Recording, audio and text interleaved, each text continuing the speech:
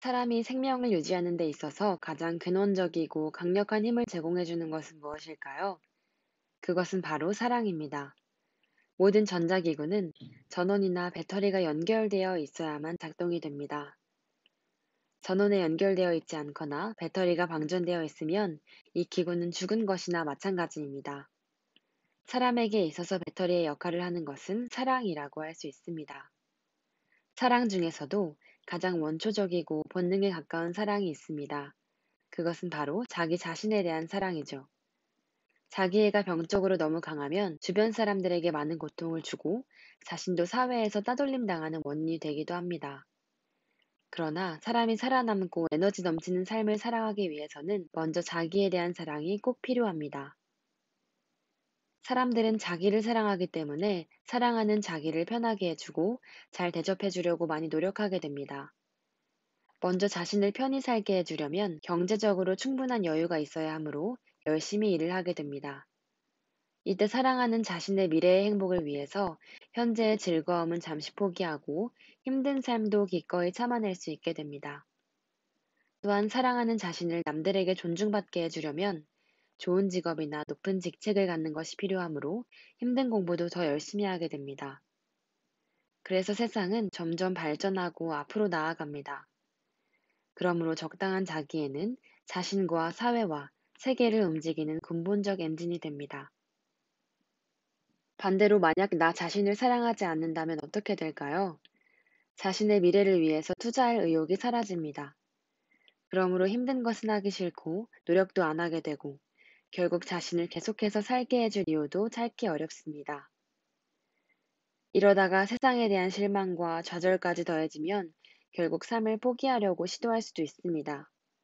그렇지만 이때 또 다른 사랑이 삶의 끈을 놓지 못하게 합니다. 그것은 바로 가족의 사랑입니다. 아무런 애착도 없고 귀찮기만 한 자신과 세상을 떠나버리고 싶었는데 나를 위해 늘 근심해주는 엄마가 떠오르고 아버지의 쓸쓸해 보이는 말년이 그의 눈앞을 막습니다. 부모의 눈에서 눈물 나게 하기가 너무 괴로워서 또 살아 버티는 길을 선택합니다. 부모님도 없다면 이제 아무 거리낌 없이 홀가분하게 떠날 수가 있습니다.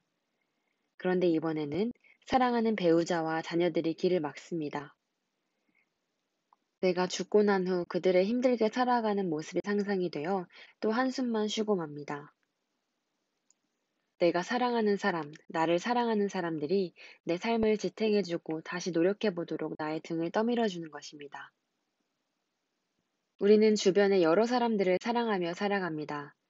어릴 때는 부모를 사랑하고, 커서는 애인이나 배우자를 사랑하고, 나이 들면 자녀들을 사랑합니다.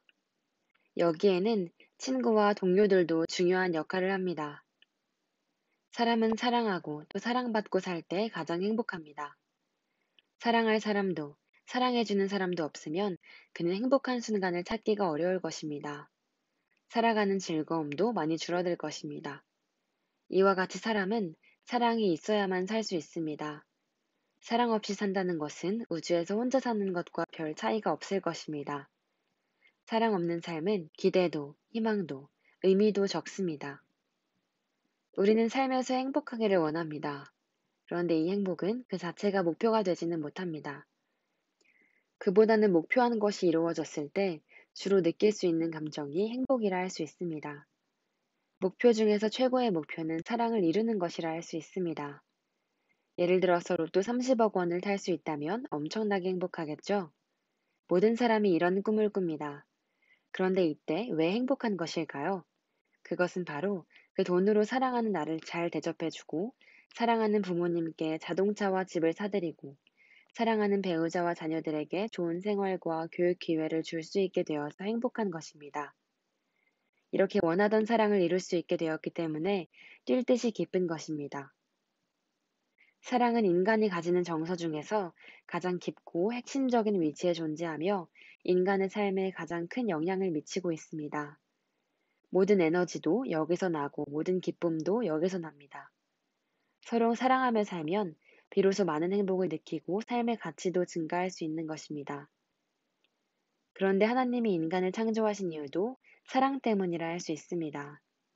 그의 창조 목적이 우리와 사랑을 나누고 싶어서라는 것입니다.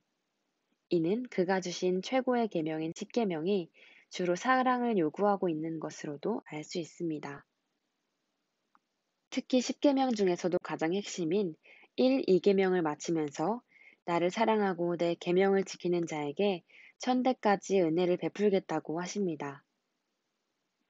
이 요구를 따라주는 사람이 얼마나 이쁘고 좋으면 그 사람의 자자손손 대대로 은혜를 베풀겠다고 하겠습니까?